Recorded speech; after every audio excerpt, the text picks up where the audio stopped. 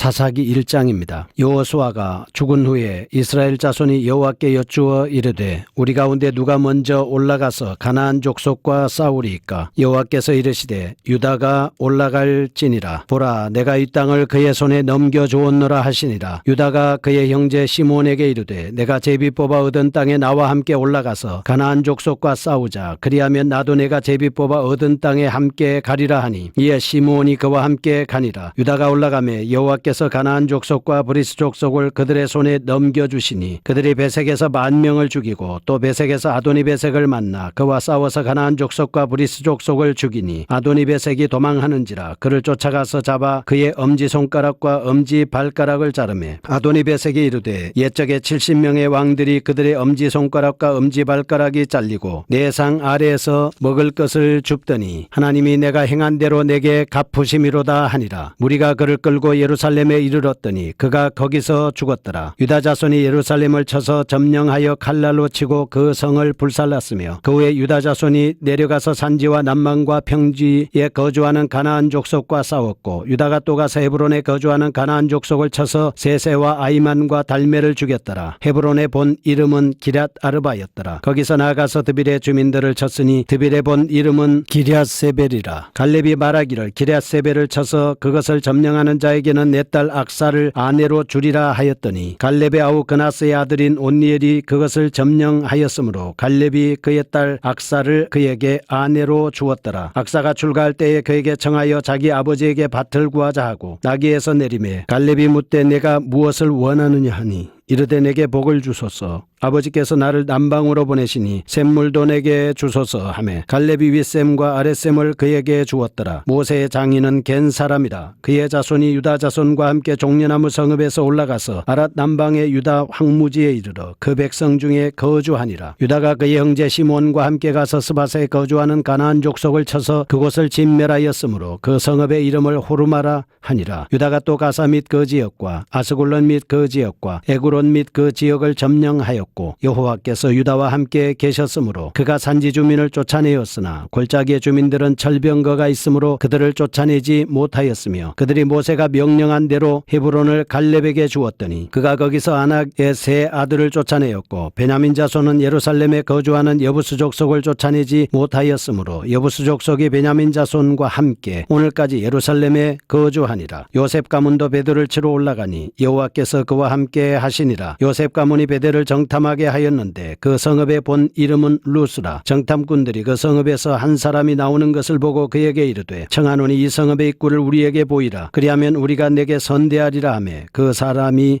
성읍의 입구를 가리킨지라. 이에 그들이 칼날로 그 성읍을 쳤으되 오직 그 사람과 그의 가족을 놓아 보내매 그 사람이 햇사람들의 땅에 가서 성읍을 건축하고 그것의 이름을 루스라 하였더니 오늘까지 그곳의 이름이 되니라. 므낫세가 벳사안과 그에 딸린 마을들의 주민과 다아낙과 그에 딸린 마을들의 주민과 돌과 그에 딸린 마을들의 주민과 이블라함과 그에 딸린 마을들의 주민과 무깃도와 그에 딸린 마을들의 주민들을 쫓아내지 못하며 가나안 족속이 결심하고 그 땅에 거주하였더니 이스라엘이 강성한 후에야 가나안 족속에게 노역을 시켰고 다 쫓아내지 아니하였더라. 에브라임이 게셀에 거주하는 가나안 족속을 쫓아내지 못하며 가나안 족속이 게셀에서 그들 중에 거주하였더라. 스불론은 기드론 주민과 나할롤 주민을 쫓아내지 못하였으므로 가나안 족속이 그들 중에 거주하면서 노역을 하였더라. 아셀이 악고 주민과 시돈 주민과 알랍과 악십과 헬바와 아빅과 루홉 주민을 쫓아내지 못하고 아셀 족속이 그 땅의 주민 가나안 족속 가운데 거주하였으니 이는 그들을 쫓아내지 못함이었더라. 납달리는 베세메스 주민과 베다낫 주민을 쫓아내지 못하고 그 땅의 주민 가나안 족속 가운데 거주하였으나 베세메스와 베다낫 주민들이 그들에게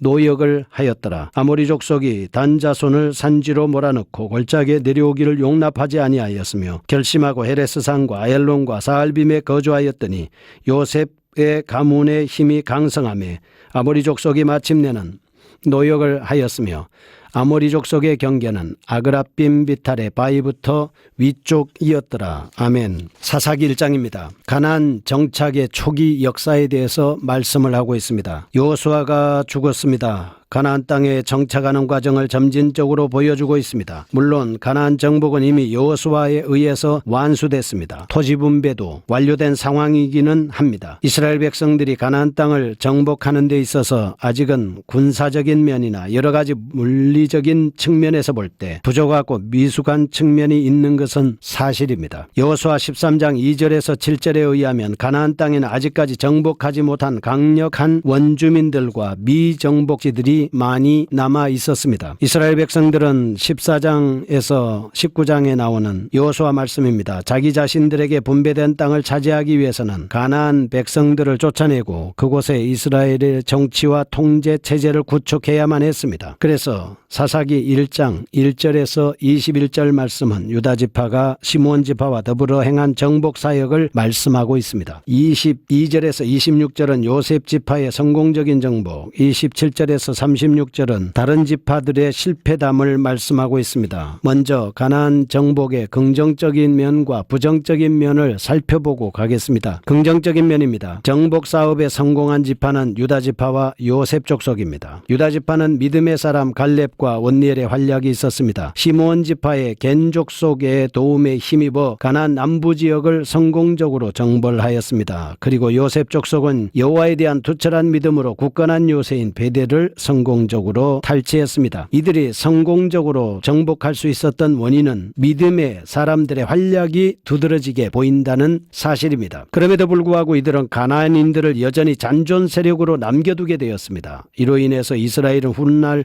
큰 화를 당하게 됩니다. 부정적인 면 보겠습니다. 위에 언급한 두 지파들 외에 나머지 지파들은 가나안 정복 사업에 실패합니다. 말씀에서는 이들 지파들에 대해서 여호와께서 함께 하신다는 말씀을 찾아볼 수가 없습니다. 이것은 이들 지파의 실패의 원인이 군사력이나 외부적인 요소에 있는 것이 아니고 여호와의 신앙에 대한 부족임을 알 수가 있습니다. 이들이 장악하지 못한 성읍의 대부분은 우상숭배와 관련이 있는 곳입니다. 이스라엘 후기 역사에 있어서 우상숭배를 하게 됨으로 인해서 범죄하게 되는 원인이 됩니다. 신명기 7장 2절에서 가나안 주민들을 철저히 진멸하라는 하나님의 말씀을 불순종함으로 인해서 가나안인은 온갖 죄악으로 인하여 하나님의 심판을 받게 됩니다. 그래서 1장은 여호수아와 이어주는 다리 역할과 하는 성경 전체의 배경이 될 수가 있다 볼 수가 있습니다. 사사기 1장 1절에서 20절 유다 지파의 승리에 대한 말씀을 보겠습니다. 1절에서 2절 말씀은 여호와의 명령에 따라서 가나안 땅의 정복을 시작합니다. 3절에서 7절은 제일 먼저 유다 지파와 시므온 지파가 올라가서 가나안 주민들을 쳐부십니다. 8절에서 20절은 유다와 시므온에게 주어진 분깃을 차지하였습니다. 10절에서 15절 말씀은 유다 지파를 승리로 이끈 두 인물이 믿음의 용사 갈렙과 온니엘임을 말씀하고 있습니다. 그들은 헤브론과 드빌 정복에서 두드러지게 나타납니다. 그러면 유다 지파가 성공할 수 있었던 요인을 몇 가지 살펴보겠습니다. 첫째, 유다 지파의 정복 사업에는 하나님이 함께 하셨다는 것입니다. 하나님의 말씀에 의하여 4절을 보면 가나안 정복에 나서게 된 처음부터 시작하여 여호와께서 가나안 사람들을 그들의 손에 붙이십니다. 19절에는 모든 전투에서 여호와께서 함께 하셨습니다. 유다 지파는 자기들의 목적을 이루기 위한 이기적인 전쟁을 한 것이 아니라 하나님이 함께하는 성전을 한 것입니다. 그래서 성전에 대한 의식을 가지고 수행했기 때문에 그들은 전쟁에서 이길 수가 있었습니다. 두 번째, 유다 지파는 철저한 순종으로 성전을 치렀습니다. 성전을 함에 있어서 승리의 관건은 하나님을 믿고 얼마나 말씀에 순종하는가에 달려 있습니다. 병력의 수요가 문제가 아닙니다. 하나님의 명령이 있고 믿음으로 순종하는가입니다. 셋째, 유다 지파는 지혜로웠을 뿐만 아니라 겸손하였다는 것입니다. 3절에서 17절 말씀을 보면 자기 지파보다 훨씬 열세한 시므온 지파의 협력을 구했습니다. 16절에서는 겐족 속의 유입을 그대로 잘 수행했다는 점을 볼 수가 있습니다. 네 번째입니다. 유다 지파에는 갈렙과 같은 뛰어난 지도자가 있었습니다. 여호수아가 죽고 난 이후에 이스라엘 각 지파마다 뛰어난 지도자는 없었습니다. 그러나 유다 지파에는 다행히 갈렙이라는 위대한 지도자가 있었습니다. 12절에 보면 여호수아의 빈자리를 메울 수 있었던 탁월한 신앙을 가졌던 갈렙은 이미 85세 노인이었습니다. 지도자의 역할을 잘 수행했습니다. 그럼에도 불구하고 말이죠. 20절에 보면 온 무리의 모세의 명령대로 갈렙에게 헤브론을 주는 것에 마음이 일치하였던 것을 볼 수 있습니다. 공동체를 하나로 결집시키는 데 지도자의 역할이 매우 중요합니다. 1장의 19절에는 유다 지파의 실패를 언급하고 있습니다. 이들은 철병거를 소유하고 있던 원주민을 두려워했습니다. 지금까지 하나님의 능력을 힘입어 지금까지 승리해 왔지 않습니까?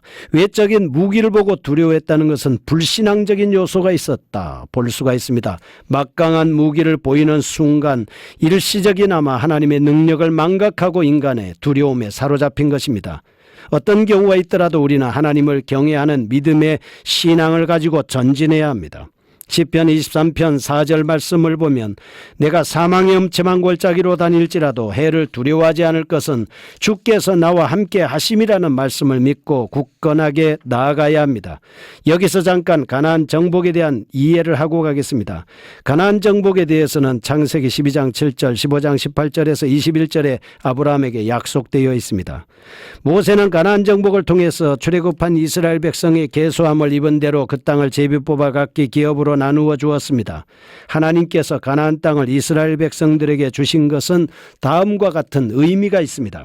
첫 번째, 언약의 성취를 의미합니다. 아브라함에게 창세기 12장 2절에 내가 너로 큰 민족을 이루고 내게 복을 주어 내 이름을 장대하게 하리니 너는 복의 근원이 될지라 하심으로 인해서 아브라함을 복의 근원으로서 그 정표를 통해서 가나안 땅을 주신 겁니다. 가나안 땅을 받는다는 것은 역사선상에서 볼 때 아브라함에게 하신 약속이 이루어진 것입니다. 두 번째, 언약에 참여하고 있음을 의미합니다. 이스라엘 후손들이 가나안 땅을 유업으로 받았다는 것은 하나님께서 아브라함과 맺으신 언약에 참여하고 있음을 의미하고 있습니다. 2절에 보라 내가 이 땅을 그 손에 붙였노라 라고 말씀을 합니다. 21절에서 36절에 나오는 다른 지파들의 실패에 관해서 보겠습니다. 앞에서 유다 지파와 시므온 지파가 가나안 정복에 성공한 것은 것과는 달리 베냐민, 므낫세, 에브라임, 스불론, 아셀, 납달리, 단 지파 등이 가나안 정복에 실패를 하게 됩니다. 가나안 원주민들과의 혼합 경위에 대해서 말씀하고 있습니다. 22절에서 26절에 나오는 요셉 족속이 믿음으로 베델 정복에 성공한 기사도 포함되어 있습니다. 베델 정복 기사는 유다 지파와 같이 믿음으로 가나안 정복에 나섰더라면 다른 지파들도 동일하게 하나님께서 함께 하심으로 정복에 성공하였을 수 있었을 겁니다. 실패하는 중요한 양상을 여기서 한번 살펴보겠습니다. 전반적으로 가나안 정복에 실패한 이유는 그들이 하나님과 함께하지 않았기 때문입니다. 두 번째, 가나안 정복에 실패함으로써 가나안인과 타협해서 그 가운데 살면서 우상 숭배하는 문제가 발생하게 된다는 것입니다. 세 번째, 단지파의 경우는 오히려 가나안인들에게 쫓겨 북쪽으로 쫓겨나게 됐습니다. 네 번째, 이와 같이 지파들의 실패는 하나님의 자녀들이 믿음 위에 굳게 서지 않았을 때 오는 비극적인 결과입니다. 가나안 정복의 실패와 교훈을 알아보겠습니다. 가나안 도성들은 모두 전략, 교통, 경제, 문화 등의 중심지일 뿐만 아니라 우상 숭배의 중심지였습니다. 이 우상 숭배의 중심지를 물리치기 위해서는 하나님과 함께하는 신앙이 절대적으로 필요합니다. 그래서 우상을 숭배하게 되면 큰일 나게 되는 것이죠. 우리는 어떻게 살아야 합니까? 데살로니가전서 5장 22절에 악은 어떤 모양이라도 버리라. 골로새서 3장 5절입니다. 그러므로 땅에 있는 지체를 죽이라. 곧 음란과 부적과 사욕과 악한 정욕과 탐심이니 탐심은 곧 우상 숭배니라. 아멘. 하나님 아버지 감사합니다. 우상을 타파하고 하나님과 함께하여 승리하게 하옵소서. 예수 그리스도의 이름으로 기도합니다.